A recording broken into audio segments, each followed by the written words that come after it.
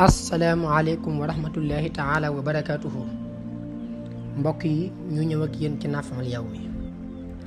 dafa amoon génn góor goo xam ne dafa bokkoon ci ñuy woowee almutaabidin, maanaam ñi nga xam ne jaamu yàlla rek moo leen yitteel.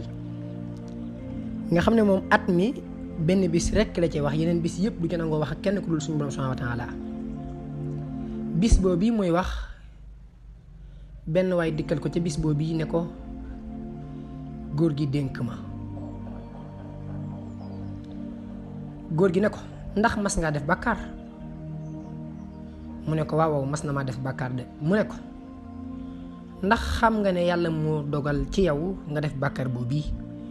mu ne ko waaw man de xam naa ne yàllaa ko dogal ci man. góor gi dellu ne ko kon nag na ngay jëfee lu baax tey daw ab safaan tey tuub jëm ci sa borom ba keroog ngay xam ne yàlla faral na la bàkkaar bu bii. mu dellu laaj ko ne ko man mbir moo gën a yéeme ci mbir yi?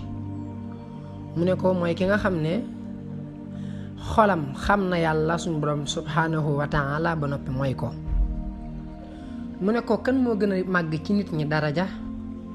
mu ne ko ki gën a màgg ci nit ñi daraja mooy ki nga xam ne faalewul àdduna, faalewul ki yor àdduna, maanaam ki nga xam ne dafa am alalu àdduna faalewu ko it. mu ne ko kan moo gën a tabe ci nit ñi? mu ne ko ki gën a tabe ci nit ñi mooy ki nga xam ne dafa am lu néew ba noppi tabe ca. mu ne ko kan moo gën a ñaaw ci nit ñi jikko? kan moo gën a bon ci nit ñi?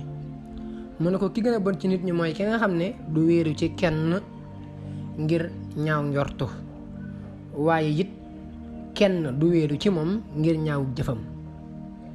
mu dellu laaj ko ne ko lan moo gën a tedd ci mbir yi? mu ne ko li gën a tedd ci mbir yi mooy mbokk moo xam ne dafay matale kóllëre.